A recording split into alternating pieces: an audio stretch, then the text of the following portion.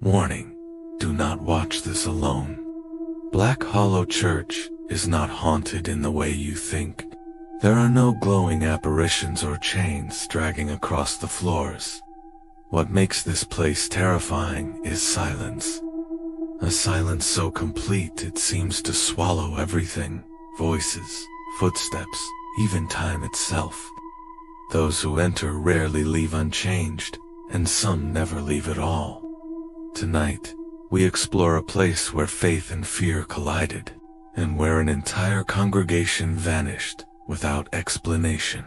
Nestled in a remote valley of northern Appalachia, Black Hollow Church was built in 1873 by settlers seeking solitude and spiritual refuge. Locals called it a sanctuary, but soon rumors emerged about the congregation. Parishioners spoke of a weight in the air, a presence that seemed to listen. By the 1920s, stories of missing parishioners began to surface. Entire families attending Sunday service reportedly disappeared, leaving behind only personal belongings and a few unsettling notes scribbled in prayer books.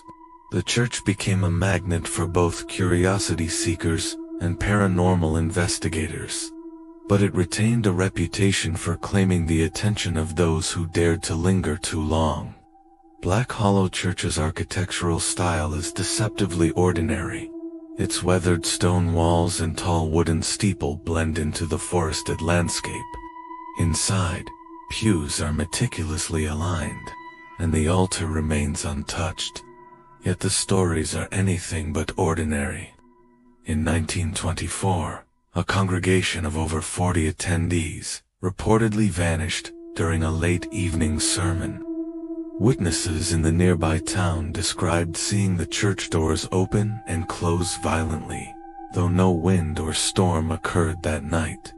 Local law enforcement found the interior empty, save for hymnals still on the benches, candles still smoldering, and faint footprints leading to nowhere.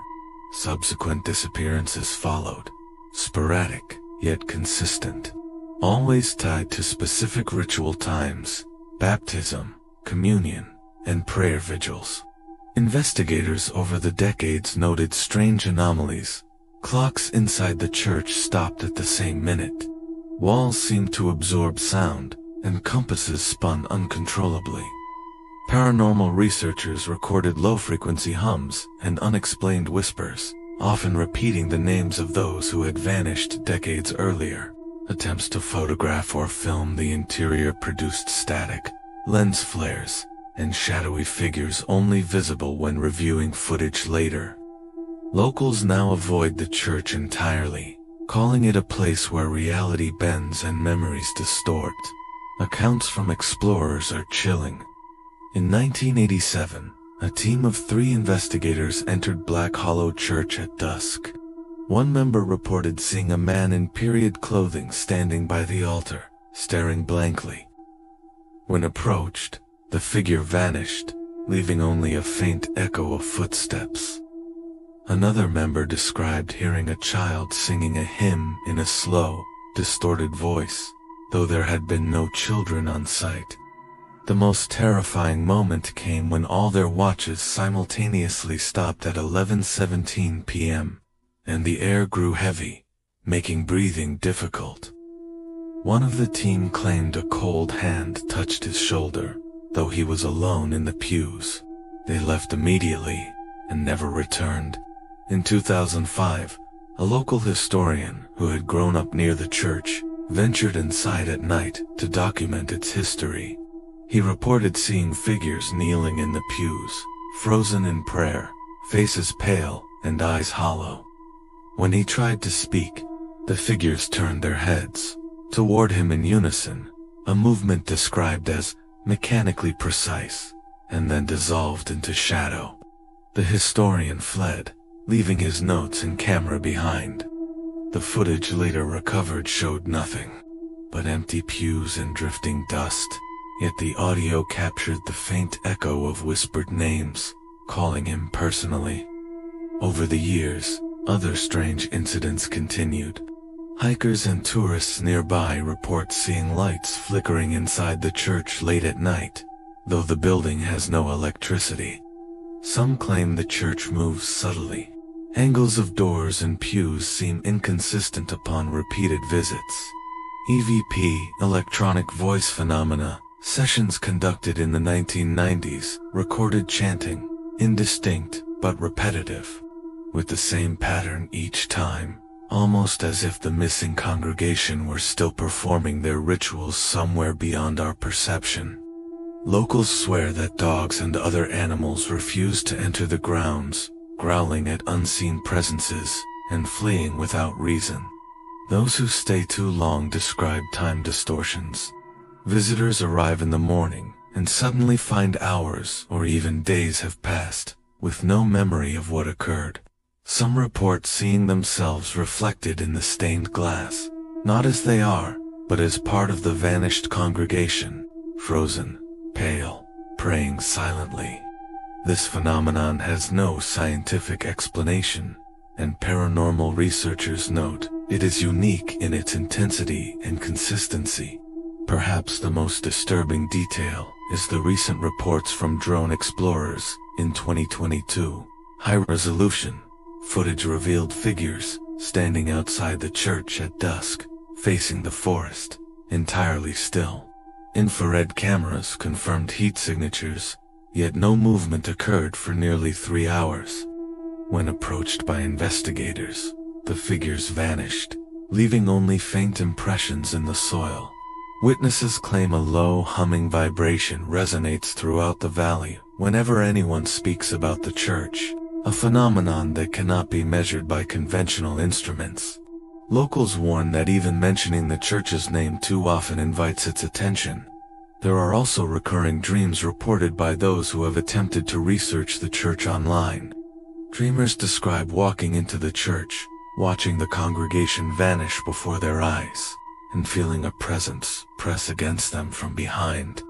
Some awaken with scratches, bruises, or faint echoes of chanting still in their ears. It is as if the church continues to interact with the living, despite its emptiness. Experts and paranormal investigators speculate that Black Hollow Church is not merely haunted, but exists in a liminal space, a place where the boundaries between our world and another are thin. Legends suggest the vanished congregation never left but were absorbed into the church itself, trapped in a cycle of ritual and prayer, visible only under certain conditions. Some rumors point to ancient rituals performed at the site before the church was built, potentially awakening a presence that continues to claim the faithful. Researchers caution that further investigation is risky. Anyone attempting to enter without understanding the history may become part of the church's story themselves. The recurring nature of disappearances and encounters suggests the church exerts influence beyond explanation, compelling curiosity and fear alike. Black Hollow Church remains abandoned yet alive, a silent predator in the forest. To visit is to risk vanishing, to be whispered into the shadows, or to witness something no human should ever see. The church does not forgive trespassers, and its past continues to echo in ways that defy explanation. If you value your mind, your memory, or your life, heed the warnings and avoid this place at all costs. Subscribe to Tales of the Dark, where every story gives you a nightmare. Warning: some graves do not stay silent. Ashfield Mass Graves are not mere burial grounds. They are a place where the dead refuse to rest, and those who dig too deeply often do not return. Tonight, we explore a land soaked in unspoken horrors, where whispers rise from the soil, and the past bleeds into the present. Located in rural Massachusetts, the Ashfield Mass Graves date back to the 1800s, when a smallpox outbreak overwhelmed the town's capacity to care for the dying. Hundreds were interred in hastily dug graves in a secluded valley.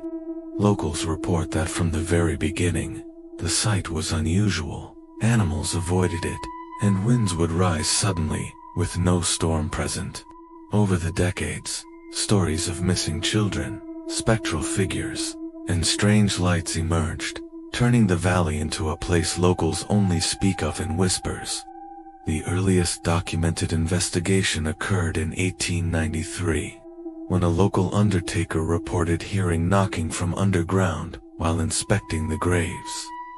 Authorities dismissed it, but rumors persisted.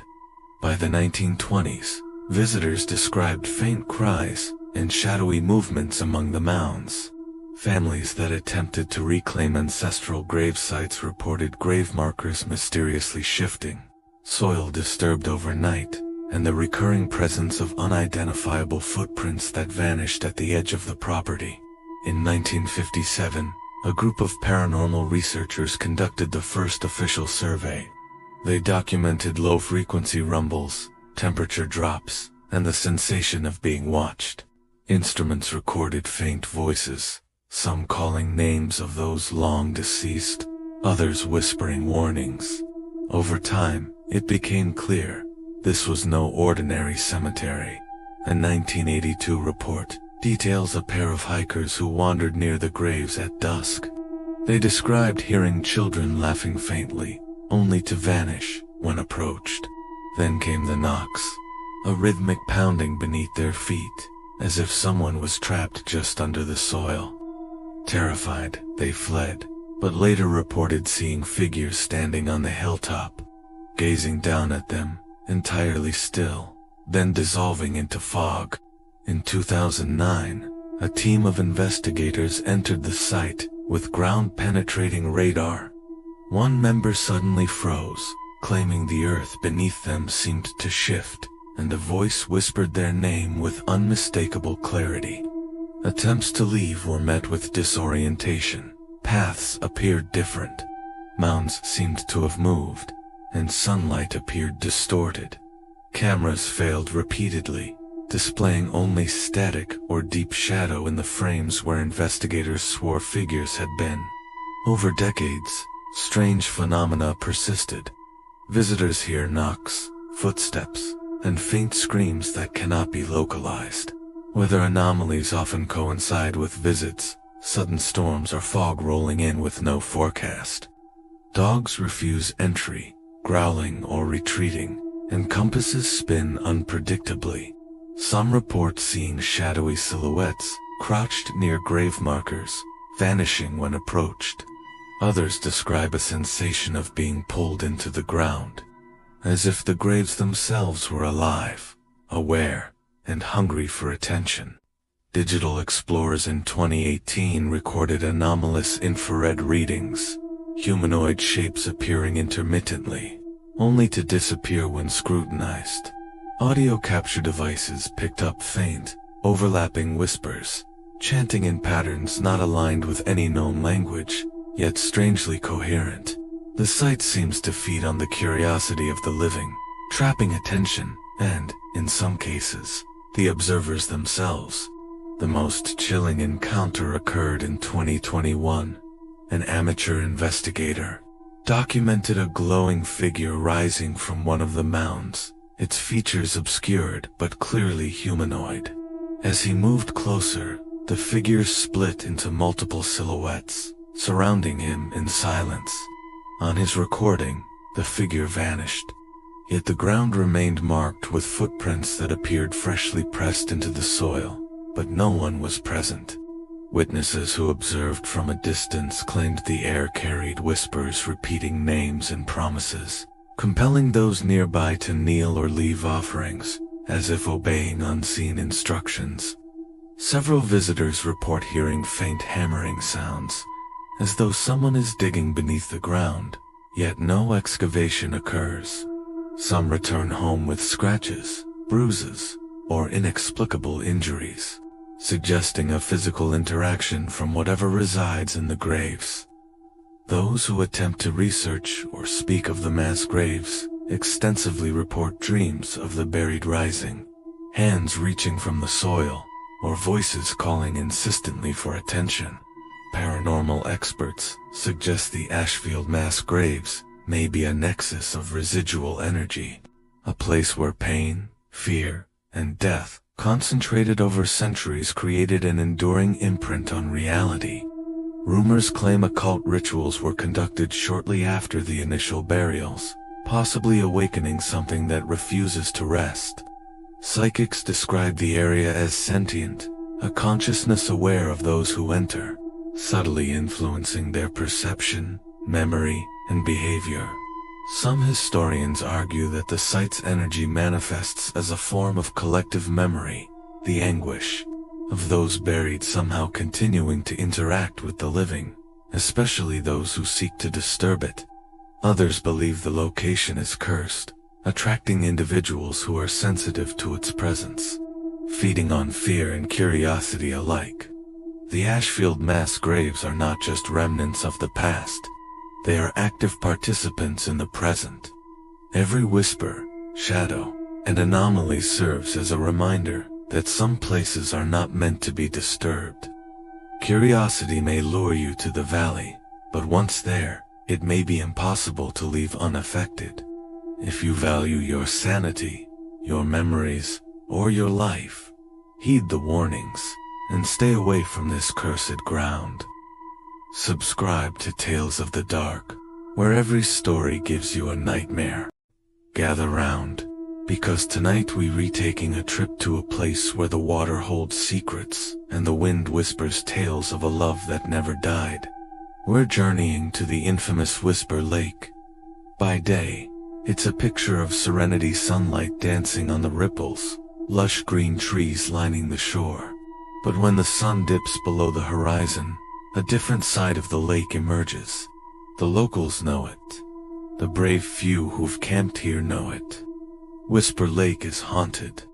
For centuries, this seemingly peaceful body of water has been the source of countless ghost stories.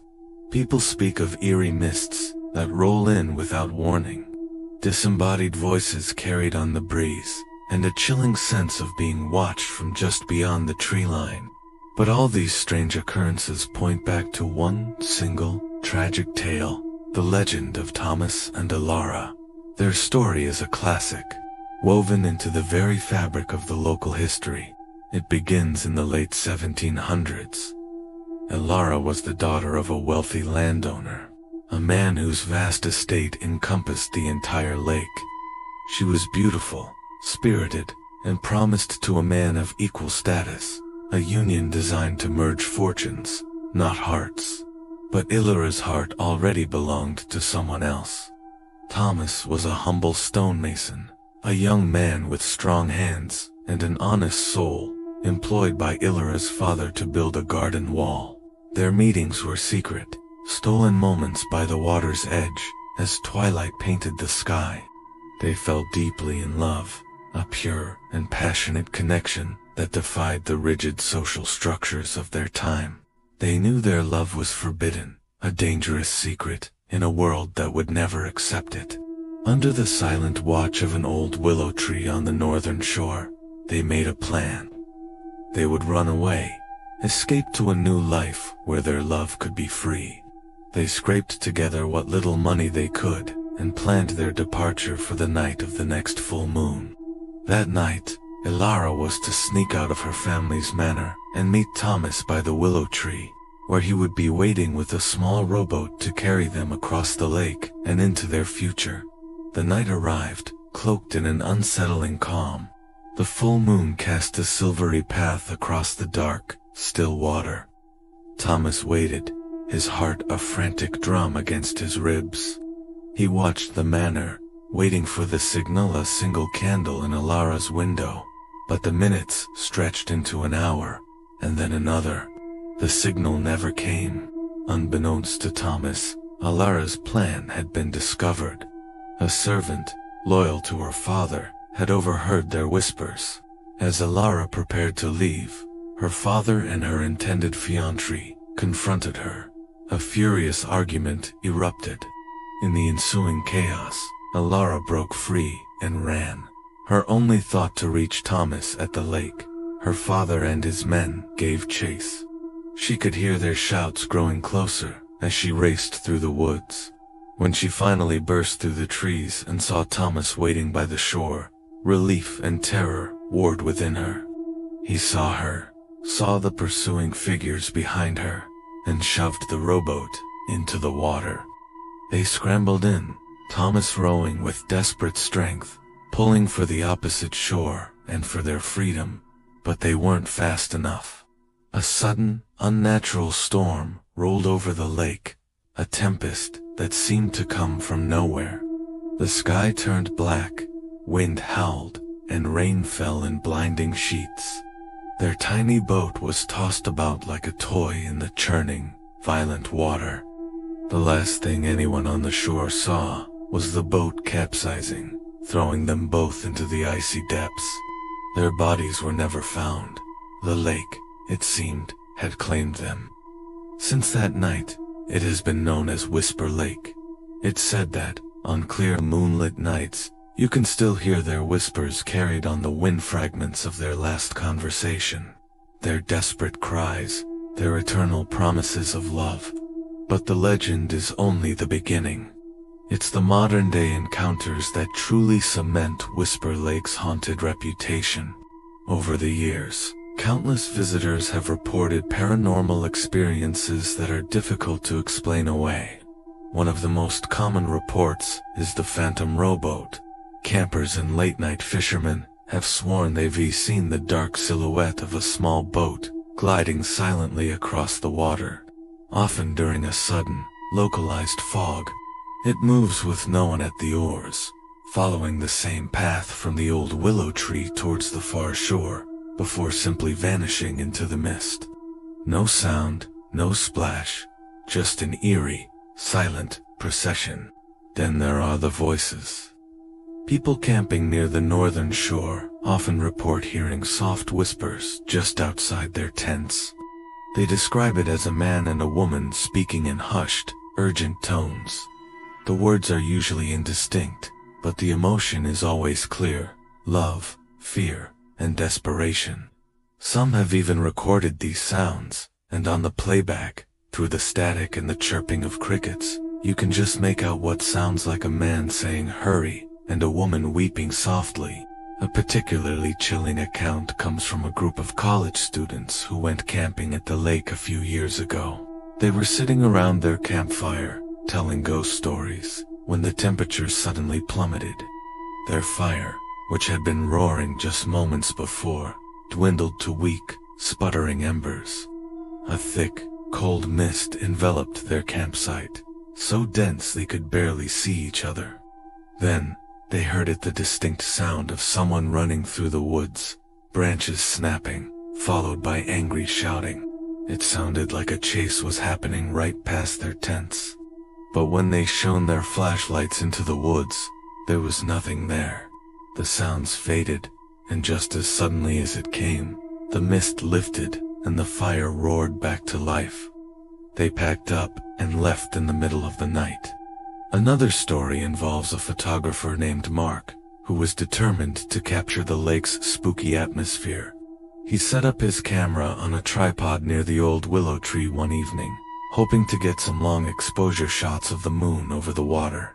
As he was reviewing his photos later that night, he found one that made his blood run cold. In the frame, near the edge of the water, were two faint, translucent figures. One was a tall, broad-shouldered man, his hand outstretched. The other was a slender woman, in what looked like a long dress, reaching back for him.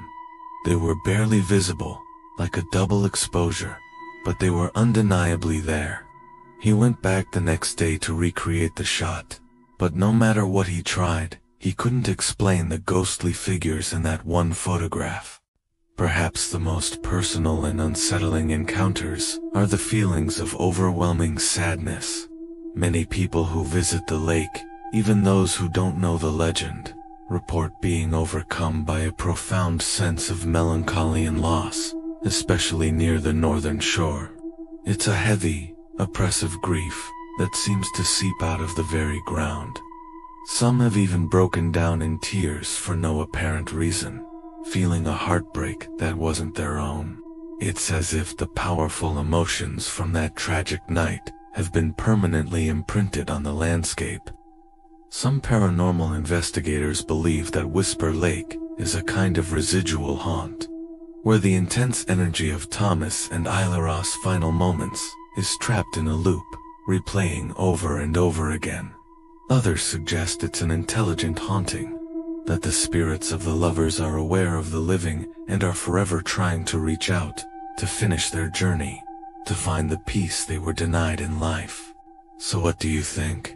Is Whisper Lake just a beautiful spot with a sad story attached? Or do the spirits of Thomas and Ilara truly linger, their love story echoing across the water for eternity? The next time you find yourself by a quiet lake at night and you hear a whisper on the wind, you might just be listening to a love that even death couldn't silence. Thanks for joining me on this journey to Whisper Lake. If you have a favorite local legend or a haunted place you'd like me to explore, let me know in the comments below. And don't forget to like and subscribe for more dives into the unknown. Stay curious and stay safe. Before you watch this, make sure you're not alone. What you're about to hear is a story that has been pieced together from whispered rumors, dusty records, and the terrified accounts of those who dared to step inside the Ravenwood Asylum.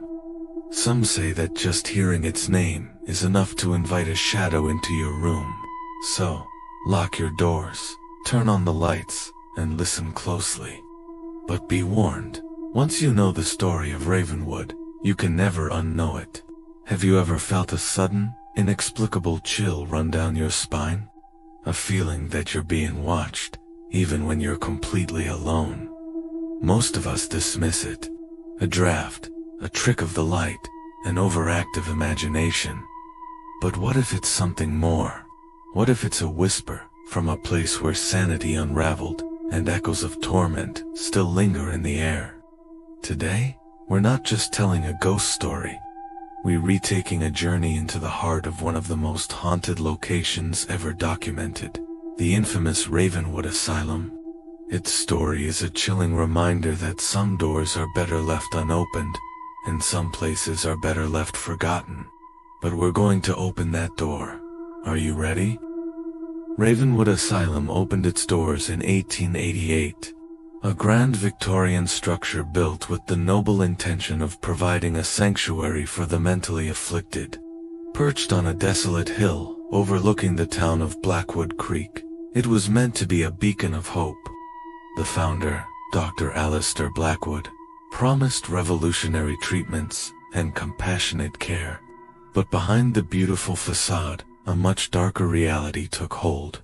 Overcrowding became rampant, funding was cut, and Dr. Blackwood's revolutionary methods devolved into brutal experiments. Lobotomies were performed with ice picks, electroshock therapy was used as punishment, and hydrotherapy involved near drowning in freezing water. The asylum became a place not of healing, but of unimaginable suffering. For nearly a century, the screams of its patients were absorbed by its very walls.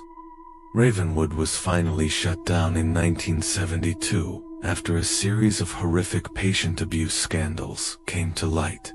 The building was abandoned, left to decay, but the stories say the souls of those who suffered there never left. The first wave of paranormal investigators and urban explorers began to venture into Ravenwood in the late 1980s. They were armed with cameras, audio recorders, and a healthy dose of skepticism. They left with something else entirely: fear. Early accounts were consistent. People reported the distinct sound of a woman weeping in the old maternity ward, even though the building had been empty for years. They heard disembodied footsteps running down the long, dark corridors of the men's wing, and the faint, metallic clang of cell doors slamming shut. One of the most common early experiences was the shadow man of the West Wing. Witnesses described a tall, slender figure, darker than the surrounding shadows, that would stand at the end of a hallway, motionless. As soon as you'd try to get a closer look or shine a flashlight on it, it would simply vanish, leaving behind an unnerving bone-deep cold.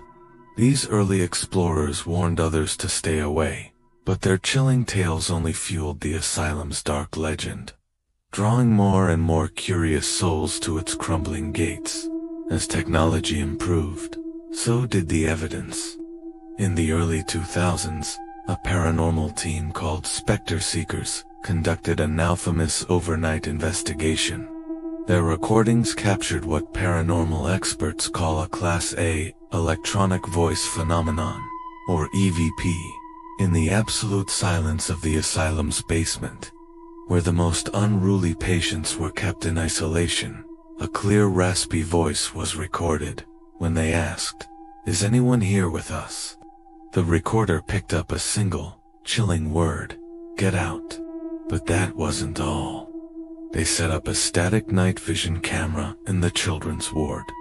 For hours, nothing happened, but when they reviewed the footage, they saw it. A small rubber ball, left in the center of the room, slowly rolled across the floor, made a sharp turn, and rolled back towards the camera, as if pushed by an unseen hand. Then there were the photos. Pictures taken inside Ravenwood often contained strange anomalies, orbs of light, mysterious mists, and most terrifyingly, faces peering from dark windows and empty doorways. One photograph, taken by a lone urban explorer, shows a reflection in a broken mirror. Behind his own image, the faint, gaunt face of a woman with hollow eyes is clearly visible, staring right back at him. He swore he was completely alone. The activity within Ravenwood seemed to grow more intense, more personal, and more malevolent with each passing year. It was as if the spirits were becoming bolder, angrier. A group of college students who broke in on a dare in 2015 shared a harrowing story. While exploring the old operating theater, they all heard a low, guttural growl that seemed to come from all around them. They fled in terror, but one of them, a young woman named Sarah, tripped and fell. She claimed that for a split second, she felt icy cold fingers wrap around her ankle, holding her in place. Her friends had to physically pull her away. She had deep, red marks on her skin for a week, shaped eerily like a handprint. Another investigator, a seasoned professional named Marcus, was conducting a solo investigation in the electroshock therapy room. He had set up multiple cameras and was using a device called a spirit box, which rapidly scans radio frequencies, supposedly allowing spirits to form words. He asked, "What is your name?" The spirit box crackled, and then a series of fragmented words came through. "Dr. Hurt, me, Blackwood." Suddenly, all of his equipment, cameras, recorders, flashlights simultaneously died. He was plunged into absolute darkness and felt a sudden, sharp pain in his temple, exactly where the electrodes for shock therapy would have been placed. He stumbled out of the asylum, vowing never to return. The asylum was no longer just a place of spooky noises and shadows. It was becoming physically interactive, and dangerously so. The culmination of Ravenwood's haunting legacy is the story of the Night of the Storm. On the 50th anniversary of the asylum's closure, a massive thunderstorm descended upon Blackwood Creek. A team of 4 experienced paranormal researchers, determined to document the expected spike in activity, decided to spend the night inside. They were live streaming their investigation. For the first few hours, things were eerily quiet. Then, at the stroke of midnight, the storm hit its peak. A bolt of lightning lit up the entire asylum, and in that brief, brilliant flash, the livestream viewers saw it. For a single frame, every window of the asylum was filled with pale, screaming faces. The team's feed was filled with their own panicked shouts. Then, the audio changed. The sound of their voices was drowned out by a cacophony of wails, screams, and maniacal laughter, as if every patient who ever suffered there was crying out at once. The camera fell to the floor, pointing at the ceiling. But the audio continued for another 30 seconds, a symphony of terror. Then, abrupt silence. The live stream was dead. A search party was sent in the next morning. They found the team's equipment smashed and scattered throughout the main hall. Of the 4 investigators, there was no sign. They were never seen or heard from again. Local authorities concluded they simply got lost in the woods during the storm, but their car was still parked outside the asylum gates. The town of Blackwood Creek boarded up the asylum for good after that, erecting a high fence and posting warning signs. They say on stormy nights, you can still hear the screams coming from the hill, and some say, if you listen very, very closely to the wind, you can hear 4 new voices begging for help. The story of Ravenwood Asylum is a stark warning. It teaches us that some places are saturated with so much pain that they become wounds on the landscape. Places where the past is not dead. It's not even past. It's waiting. Thank you for joining me on this terrifying journey into Ravenwood Asylum. If you enjoy stories that explore the dark and unexplained, make sure to hit that like button and subscribe for more chilling content. What do you think happened to the final team of investigators? Let me know your theories in the comments below. Stay safe, and always check the shadows. Welcome back, thrill seekers, to another journey into the unknown. Tonight, we're venturing into a place where the veil between worlds is paper thin. A place where the echoes of suffering still scream through the corridors. This is the story of Ravenwood Asylum. Built in the late 1800s, Ravenwood was advertised as a sanctuary for the mentally afflicted, but behind its grand facade, it was a house of horrors. The treatments were brutal, the conditions were deplorable, and many patients who entered its gates never left. The asylum was finally shut down in the 1970s, after a series of scandals exposed the horrific abuse happening within. For decades, it stood abandoned, a skeletal monument to its dark past. Our story begins with a group of 4 urban explorers: Liam, the leader, and a seasoned paranormal investigator; Maya, a skeptic with a camera, always ready; Chloe, a sensitive who felt the energies of a place; and Ben, the tech guy loaded with EMF meters and audio recorders. They were drawn to Ravenwood by its infamous reputation, hoping to capture definitive proof of the afterlife. They arrived at dusk, the setting sun casting long, twisted shadows that made the asylum look like a monster hunched against the skyline. The air grew heavy and cold as they pushed open the creaking main doors. Inside, dust danced in the beams of their flashlights, illuminating peeling paint, overturned gurneys, and the faint, unsettling smell of decay and antiseptic. Ben set up his equipment in the main hall, while the others began to explore. The first floor was relatively quiet, just the groans of the old building settling around them. But as they ascended to the second floor, where the most severe cases were kept, the atmosphere shifted. Chloe suddenly stopped, wrapping her arms around herself. She whispered that she felt a crushing sadness, a despair so profound it was suffocating. Just then, one of Ben's static cameras in the hallway flickered and died. He called out over the radio, his voice crackling with static. "Guys, I lost camera 3, and my EMF meter just went off the charts." Liam, ever the professional, tried to rationalize it. "Could be old wiring. Ben, we'll check it out." But his own senses were screaming that something was wrong. The air was thick with a palpable tension. They cautiously made their way down the hall, their flashlights cutting through the oppressive darkness. They found the dead camera, but there was no obvious cause for the malfunction. As Ben fiddled with the wiring, Maya was filming the rows of patient rooms. Her lens caught something, a fleeting shadow darting across the far end of the corridor. "Did you guys see that?" she asked, her voice trembling slightly. Liam and Chloe turned, but the hallway was empty. Maya played back the footage. There it was, a dark, man-shaped figure, visible for just a fraction of a second, before vanishing into the shadows of a doorway.